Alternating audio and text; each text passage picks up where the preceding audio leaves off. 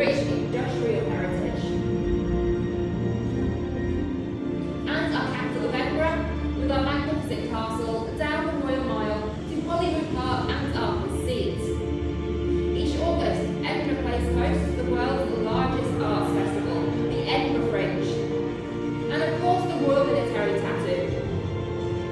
We have iconic structures in the lowlands, such as the Forth Rail Bridge, otherwise known as the gateway to the Highlands. Local whiskies are much lighter in character.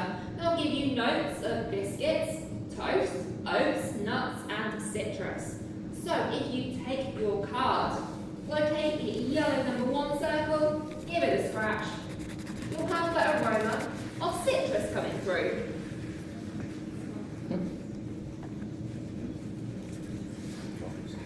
Now we move north to the expansive Highlands, covering most of the northern mainland and all of the islands except for Islay. The Highlands are home to cities such as Inverness, with a nearby Loch Ness, and our most famous resident, Nessie. Where the lowlands are low, the Highlands are high, with rugged mountain tops, stunning waterfalls, and many deep water lochs. Scotland offers a coastline to rival anywhere in the world, and it's thanks to this diverse landscape that paves the way for a robust and complex nature to Highland whiskies. The Highlands are home to other iconic structures such as the Glenfinnan Viaduct from the Harry Potter films and a Londona Castle on your drive to the Isle of Skye. During summer, the Highlands are covered in sways of bright purple heather, and if you're extra lucky, you might meet everybody's favourite local. Highland whiskies will give you notes of nuts, heather, honey, sometimes a hint of smoke. So on your card, give your purple Highland number 2 scratch, you'll have an aroma of heather.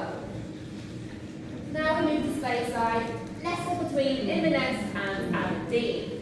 Speyside may be small, but Speyside sure is mighty, home to almost half of all Scotch distilleries in this one small area. Speyside is a diverse landscape. It is sculpted by and named after the River Spey.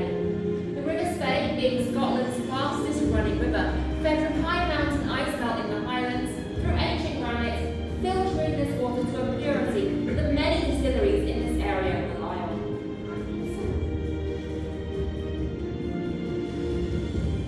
Home to deep dark forests, perfect for hiding those once illicit distilleries. But if you visit Speyside and you look out across the landscape, you may spot one of the many iconic pagoda rooftops, and it's due to the high concentration of distilleries in Scotland that when I tell you we need a lot of whiskey barrels, I mean we need a lot. This is Speyside Cooperage.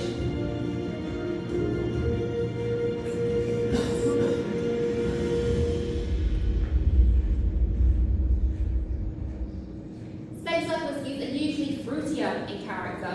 They'll give you notes of tropical fruit, orchard fruit, and dried fruit. So on your card, give your blue Speyside number 3 circle a scratch. You'll have the aroma of orchard pear. Now we move south down to tiny Campden, here on the west coast, located on the peninsula of Kintyre. Campden itself is a very remote part of Scotland, about 100 miles from Edinburgh as the crow flies, but will take you over double that by car due to the winding west coast roads.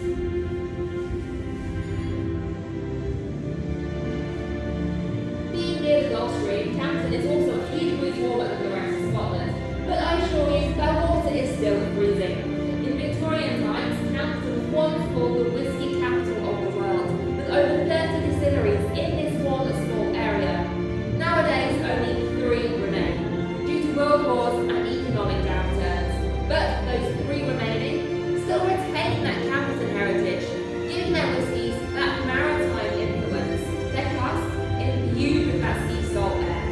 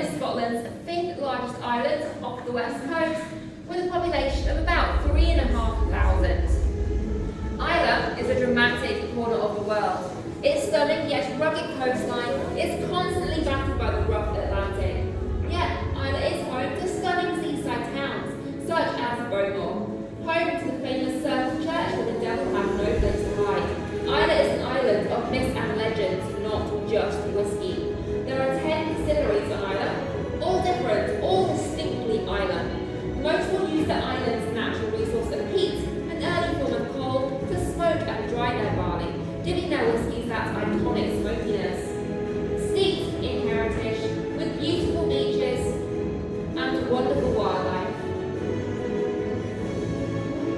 And with no landmass between Islay and the coast of Canada, one of the best west coast sunsets you will ever see, perfect for a dram on that beach. Islay whiskies can be quite complex. You may get notes of cigar smoke, wood smoke, seaweed, medicinal iodine, and of course the peas.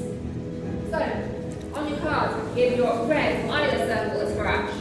You'll have the aroma of wood smoke. There we have it. That is our mini tour around Scotland and our 5 whisky making regions, learning about the individual characteristics. But those regions are all about single malt whiskies. Single malts only make up about 10% of the overall market. The other 90% is blended whiskey. But we're not learning about blends in here, but we are going to head next